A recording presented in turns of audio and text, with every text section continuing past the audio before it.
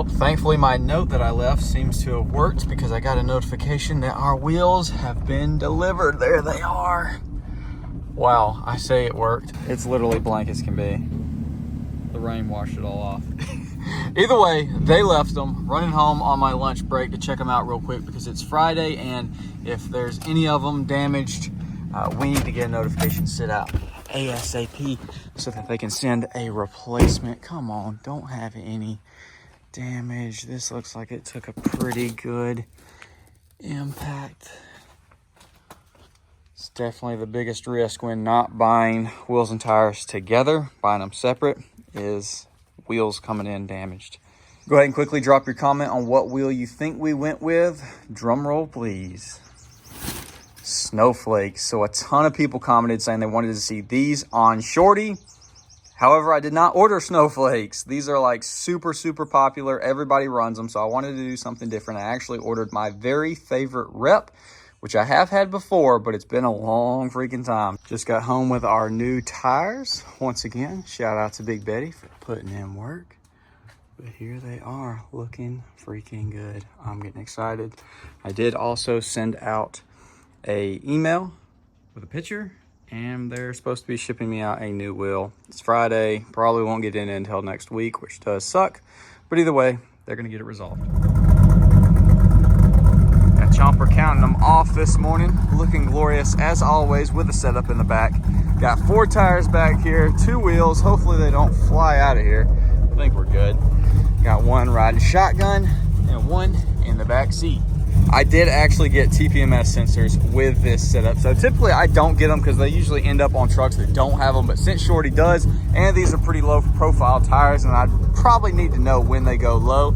Pick these up on eBay for like $42. They are AC Delco genuine TPMS sensors, and I've already tried them. They sync up with Shorty, so I'm stoked. I'll have a link to them in the description if they're still available. But with that said, let's get to Chico's. 2 hours and 120 bucks later, we are ready to freaking roll, and these things look killer. Gotta do a little readjusting. These babies are trying to fly out the back of the truck, but dude, holy crap, they look amazing. I think this is the perfect low pro size. So freaking good. So I think I already said, but they're 275, 35, 24. And my gosh, do they look freaking good. I fell in love with the split 7s on Baby Squat. That was my first rep that I ever bought, and I just love them. Mud tires, street tires, it doesn't matter. I know they're not the most popular rep, but man, they look so freaking good to me. I am stoked. So I'm gonna go ahead and adjust these so we don't scratch them up. We'll get back to the farm, get them unloaded. About to give these babies a nice wash, get all this mounting grease off of them, and then tomorrow they're going on Shorty. It's gonna kill me, but we're not putting them on tonight because we're actually going to the Lassiter Mountain Drag Strip.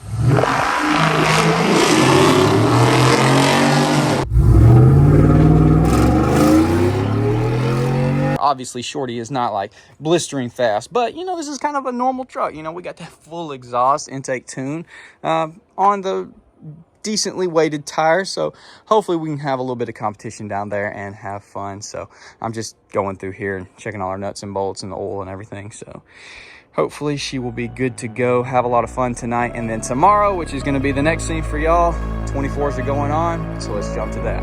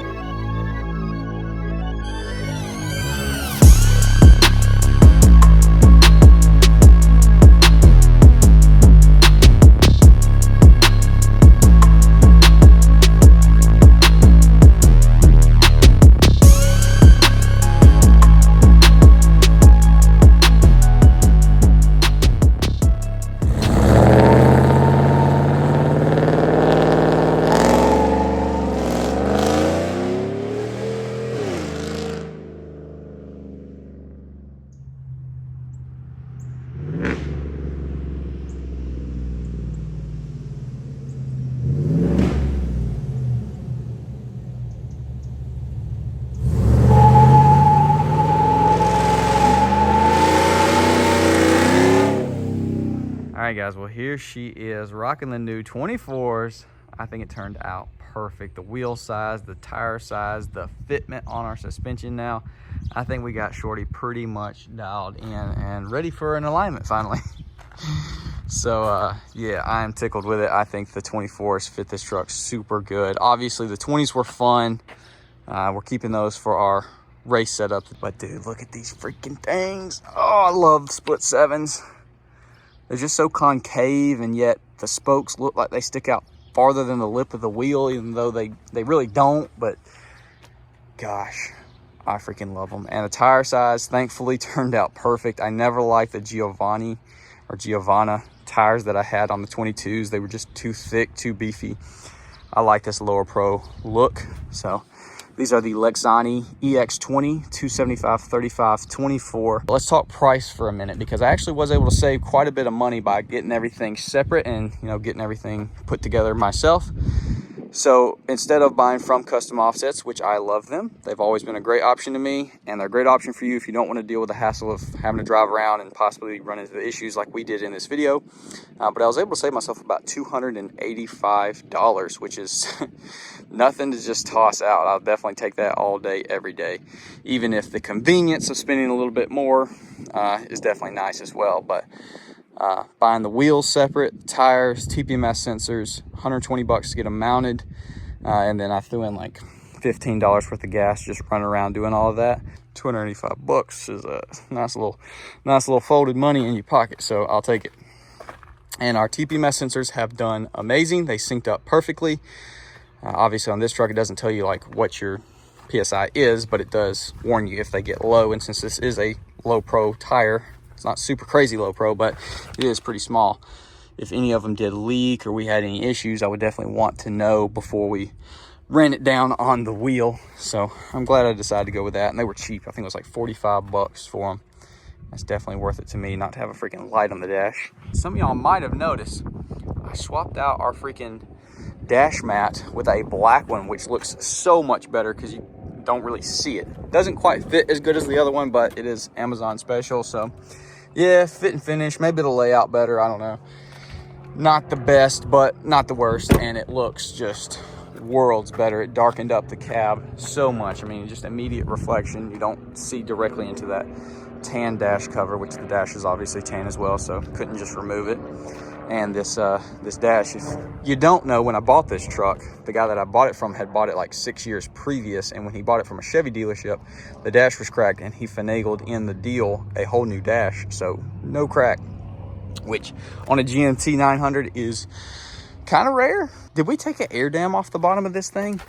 I think we did in one of the first videos. I think if we put that back on there, that might actually help the look, have the front of the truck appearing lower, because it just, I guess with the chrome bumper, it seems like it's so high off the ground in comparison to the rest, because you got this color matched, but then the bumper's chrome. I'm gonna see if I didn't throw that away. We'll put that little air dam back on there. That might actually help us out a lot with the looks. And then we gotta decide on what freaking wrap we wanna go with, because we definitely wanna wrap that bumper.